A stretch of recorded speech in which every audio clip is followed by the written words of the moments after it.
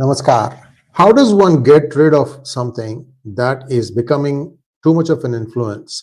I'm talking about religious influence as well as political influence. In the case of northeast of India, you have a lot of religious influence of Christianity trying to force the tribals into converting into that religion. Now, once the entire area gets converted, then it's easy to ask for a separate state. What is the problem with that? Well, I have no issues if somebody willfully goes through the process and says, okay, I need my answers. These are the questions I have, and these are answered in a particular religion. Therefore, I'm converting to that religion. That's an informed statement, an informed decision. Everybody agrees that that is fine. But what is happening is because of a certain agenda, inducement is being used, and also continuous disbursement of money to try and keep them within the flock in exchange for doing more things is being practiced, and that is wrong. Who is doing it? Well, it's coming in the form of church funding, but FCRA rules have now stopped that. Instead, the church is finding new innovative ways to try and get funding into India. What are the ways, you ask? Well, amazingly, a lot of software startups have started right around where the churches are located, and these appear to be getting contracts willy-nilly from the West, and then they appear to have satisfied and executed those contracts for which they get paid. Once the money comes in, guess where it goes? Back to conversion. This is something that is being played out now. It's been noticed in the southern states where the literacy is slightly different from the way it is in the Northeast. So it is plausible to explain that, well, there are people who are genuinely being paid for doing software services. The only way to examine this and fix this is for the government to try and figure out whether the payment that has been done for a certain software service has been done correctly.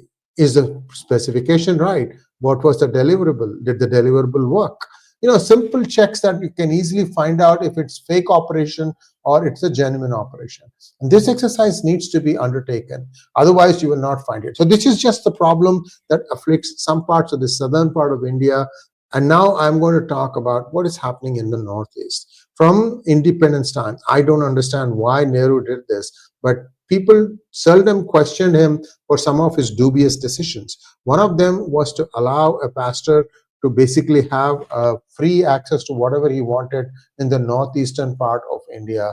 And now we are stuck with a situation where, with the exception of Tripura and Manipur, rest of the northeastern states are pretty much Christianized. Assam is also holding out, Arunachal to a lesser extent, but this has completely started dominating the politics, especially the politics. Church, whether it's Christianity or Islam, these religions are very political in nature. They convert in order to grab power. And this is where the problem comes. Hinduism, on the other hand, does not try to grab power. It doesn't try to dictate the politics of the region because of the Hindu influence there. So this is something that is a huge problem. How does one counter that? I have a slide deck and I'm going to go through that. Please help me by liking this video. We need to get this thing out there as much as possible. I want people to look at it with an open mind. You are having a certain custom, no problem. Continue doing that. Just make up your mind after thinking through the pros and cons before you convert. That's all I'm trying to say. And if somebody is coercing you with money, food, drugs, what have you, then that should definitely be resisted with all your might. Here we go. Similarly, you have another problem coming up in Tibet. How does one stop the influence of China? Because Hanification of Tibet is also going on at full speed, where China is ethnically trying to harmonize the entire nation by trying to Han it. In other words, the Han soldiers come in, they intermarry with the local women, and then they start producing families, and you know how that goes. The same thing has been reported in Xinjiang also. So these are all coercive methods, and these should be stopped. These should be resisted. These should be, I don't know, I can go on saying that unless the people themselves want to do it. This is with a greater agenda, and that's what I completely oppose. Some of the churches based in the United States are the ones who are behind this, but people also say that the Central Intelligence Agency uses these as a pawn to further its ends. Well, one of the things that have been talked about is to combine parts of Sri Lanka and the state of Tamil Nadu and make a new Christian state. Likewise, you saw in the case of Sheikh Hasina that part of Bangladesh, part of Myanmar, and part of India were supposed to have been carved out to form a Christian state right there. So these are all things that have been planned for decades, and it will probably take decades, but they are all moving in a certain direction.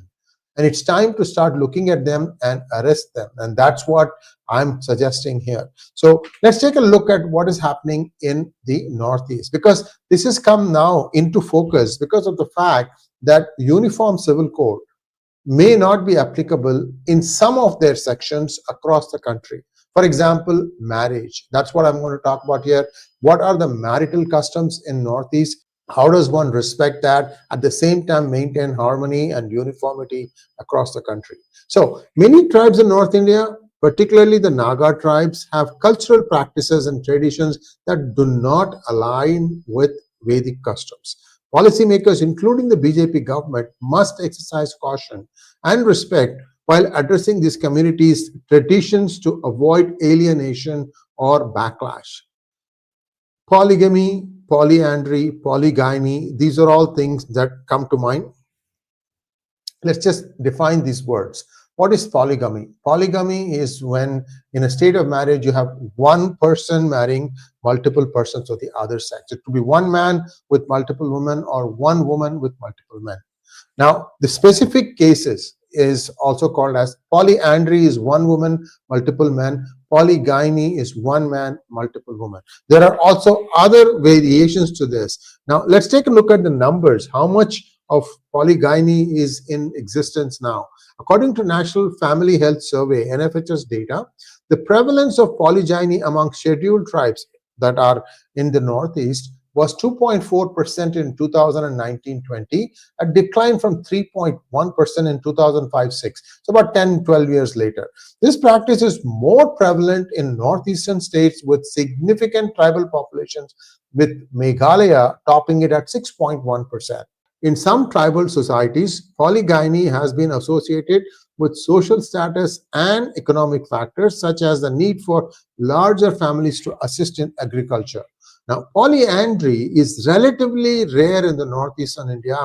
I've heard of some tribes practicing it in Uttarakhand also. So these are a couple of areas where polyandry is also found. But there are also variations to this. What are the variations? Levirate marriages, where a widow marries her deceased husband's brother, and sororate marriages, where a widower marries his deceased wife's sister. These practices are distinct from polyandry and have their own cultural significance.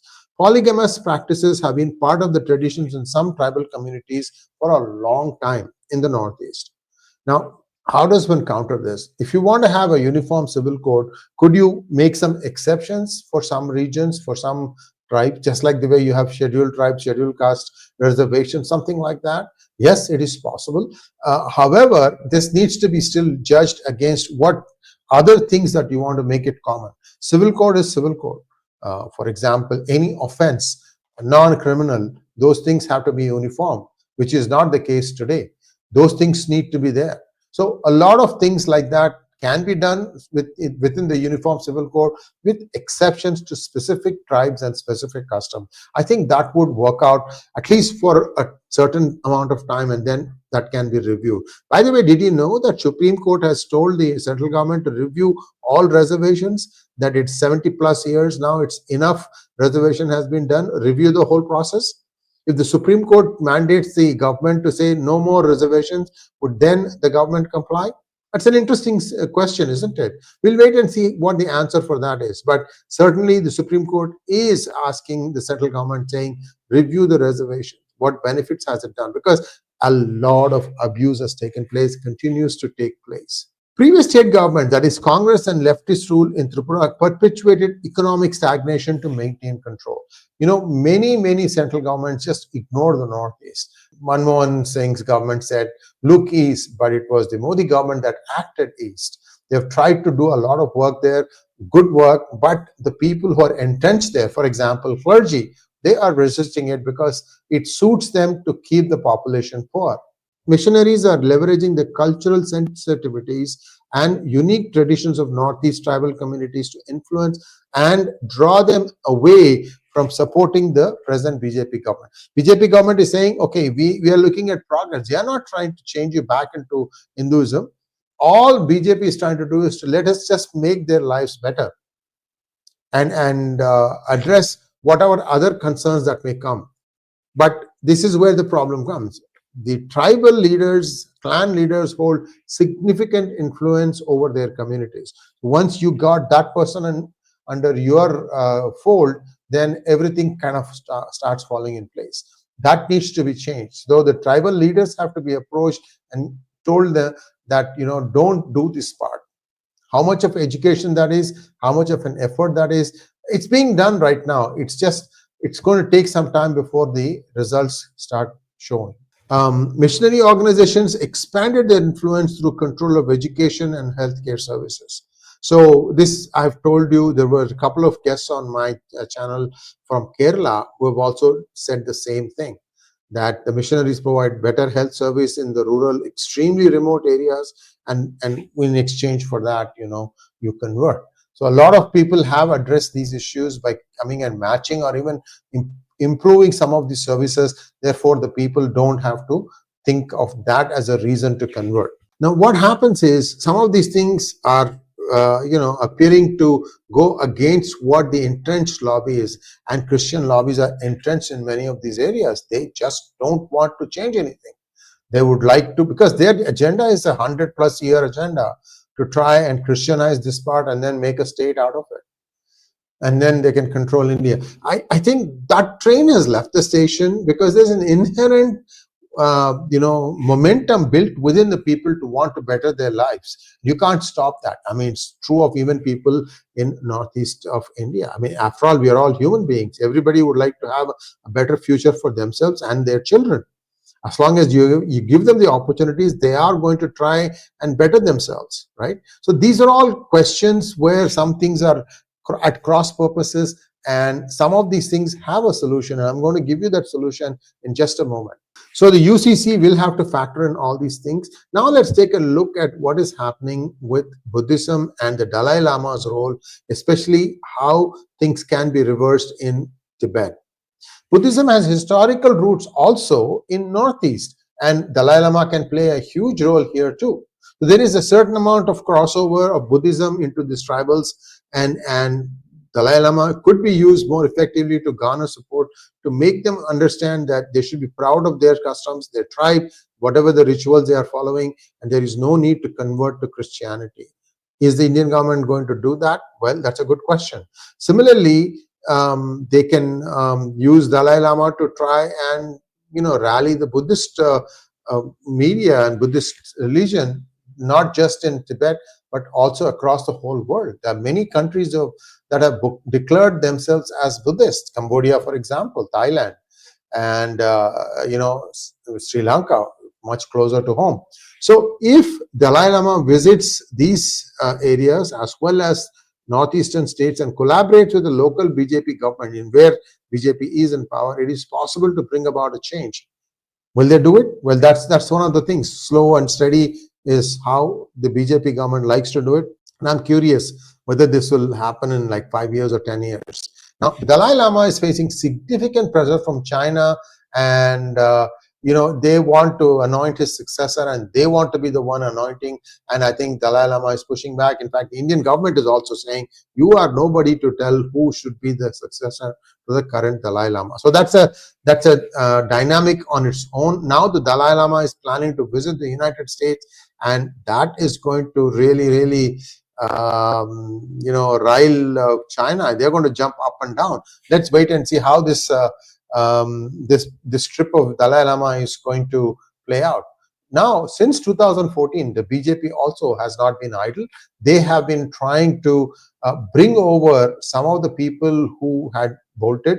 For example, the 𝗪𝗎𝗄 Act, its implementation, it has put a crimp on the operations of all these missionary entities. And once the money dries up, then the influence also starts drying up, and people start going back to what they were before they became Christians. And this has been going on back and forth. This 𝗪𝗧𝗪𝗀, whatever you want to call it, this has been going on for a while. It has been noticed in South India also. But then, like I said, they have found new ways to try and get around this, and that's where the government needs to be alert. But organizations like RSS and leaders like Yogi Adityanath can make a huge difference by reminding them of their Sanatani roots and trying to bring them back to the fold.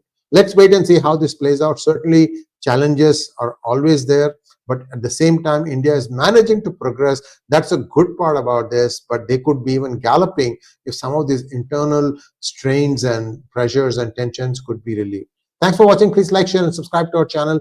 Don't forget to click on the bell button for notifications. Namaskar.